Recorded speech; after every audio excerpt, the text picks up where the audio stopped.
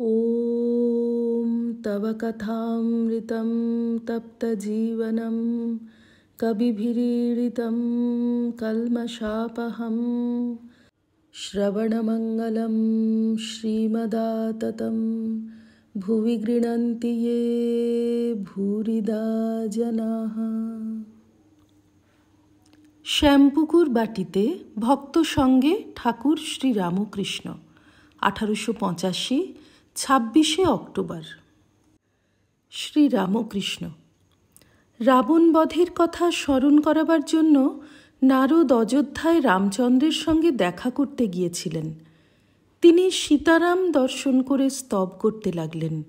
রামচন্দ্র স্তবে সন্তুষ্ট হয়ে বললেন, নারদ, আমি তোমার স্তবে সন্তুষ্ট হয়েছি, তুমি কিছু বর লও। নারদ বললেন, রাম, যদি একান্ত আমায় বর দেবে তো এই বর দাও যেন তোমার পাদপদ্মে আমার শুদ্ধা ভক্তি থাকে, আর এই করো যেন তোমার ভুবনমোহিনী মায়ায় মুগ্ধ না হই। রাম বললেন, আরও কিছু বর লও। নারদ বললেন, আর কিছুই আমি চাই না, কেবল চাই তোমার পাদপদ্মে শুদ্ধা ভক্তি। এর তাই, যেমন ঈশ্বরকে শুধু দেখতে চায়, আর কিছু ধন মান দেহসুখ কিছুই চায় না, এরই নাম শুদ্ধা ভক্তি। আনন্দ একটু হয় বটে, কিন্তু বিষয়ের আনন্দ নয়, ভক্তির প্রেমের আনন্দ। শম্ভু বলেছিল, যখন আমি তার বাড়িতে প্রায় যেতুম, তুমি এখানে এসো, অবশ্য আমার সঙ্গে আলাপ করে আনন্দ পাও, তাই এসো। ওইটুকু আনন্দ আছে। তবে ওর ওপর আরেকটি অবস্থা আছে, বালকের মতো যাচ্ছে, কোনো ঠিক নাই, হয়তো একটা ফড়িং ধরছে। ভক্তদের প্রতি এর অর্থাৎ ডাক্তারের মনের ভাব কি বুঝেছ? ঈশ্বরকে প্রার্থনা করা হয়, হে ঈশ্বর, আমায় সৎ ইচ্ছা দাও যেন অসৎ কাজে মতি না হয়। আমারও ওই অবস্থা ছিল, একে দাস্য বলে। আমি মা মা বলে এমন কাঁদতুম যে লোক দাঁড়িয়ে যেত। আমার এই অবস্থার পর আমাকে বিড়বার জন্য আর আমার পাগলামি সারাবার জন্য তারা একজন রাঁড় এনে ঘরে বসিয়ে দিয়ে গেল। সুন্দর, চোখ ভালো। আমি মা মা বলে ঘর থেকে বেরিয়ে এলুম, আর হলধারীকে ডেকে দিয়ে বললুম, দাদা দেখবে এসো ঘরে কে এসেছে। হলধারীকে আর সব লোককে বলে দিলুম। এই অবস্থায় মা মা বলে কাঁদতুম, কেঁদে কেঁদে বলতুম, মা রক্ষা করো, মা আমায় নিখাদ করো, যেন সৎ থেকে অসতে মন না যায়। ডাক্তারের প্রতি তোমার এ ভাব তো বেশ, ঠিক ভক্তিভাব, দাস ভাব।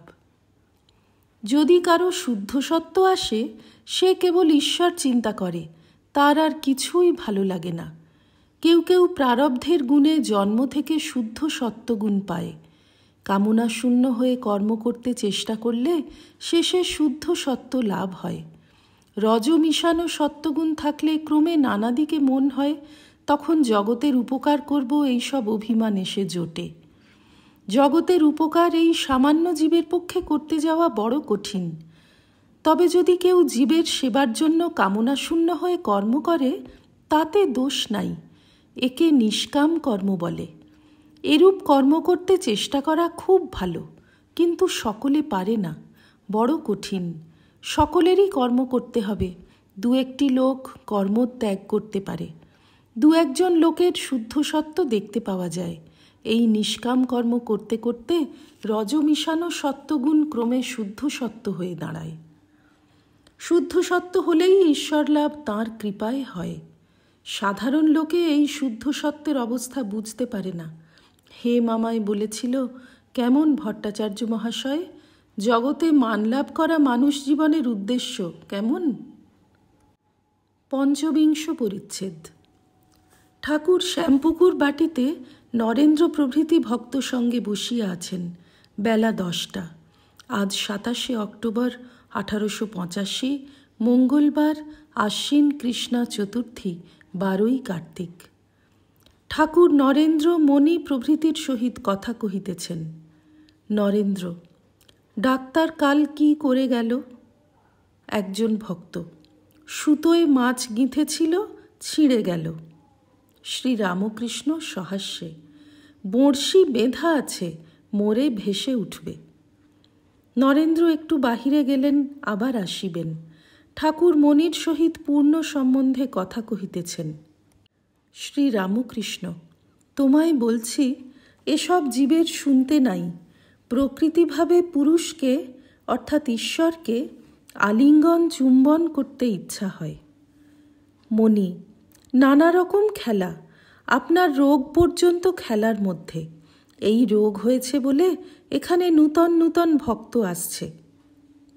শ্রীরামকৃষ্ণ সহাস্যে, ভূপতি বলে, রোগ না হলে শুধু বাড়ি ভাড়া করলে লোকে কি বলতো?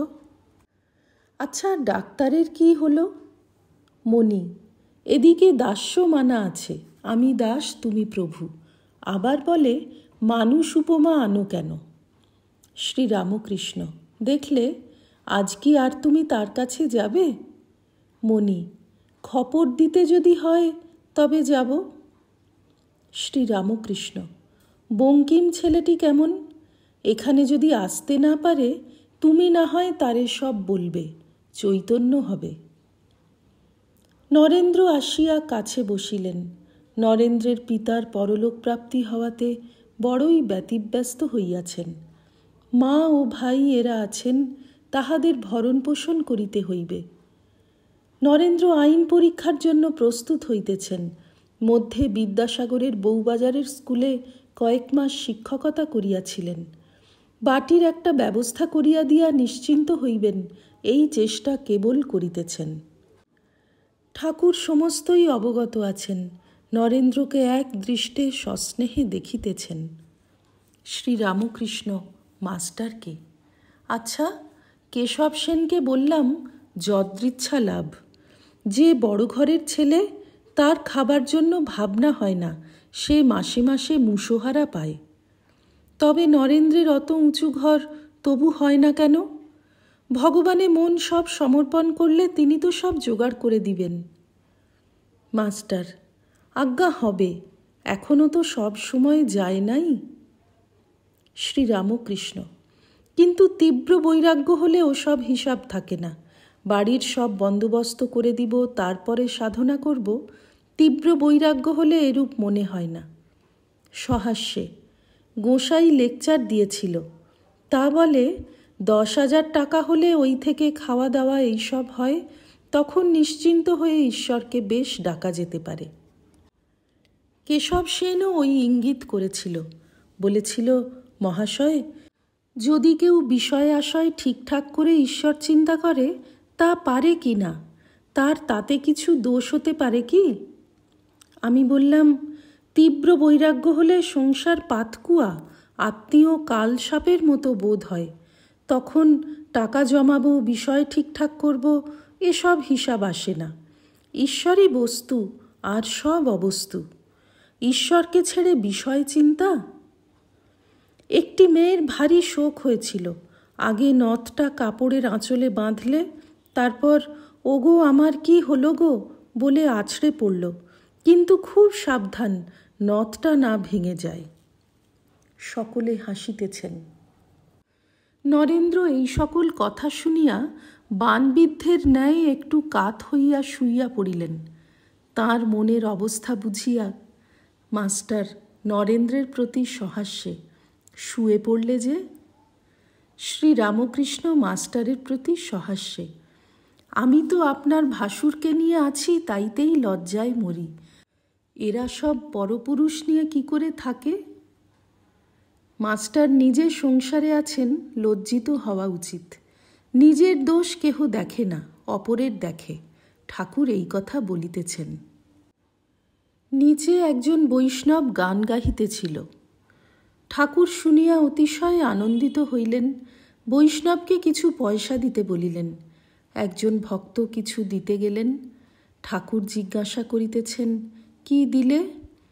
একজন ভক্ত বলিলেন, তিনি 2 পয়সা দিয়েছেন। ঠাকুর, চাকরি করা টাকা কিনা? অনেক কষ্টের টাকা, খোসামোদের টাকা। মনে করেছিলাম 4 আনা দিবে। ॐ निरञ्जनं नित्यमनन्तरूपं भक्तानुकम्पाधृतविग्रहं वै ईशावतारं परमेशमिड्यं तं रामकृष्णं शिरसा नमामः।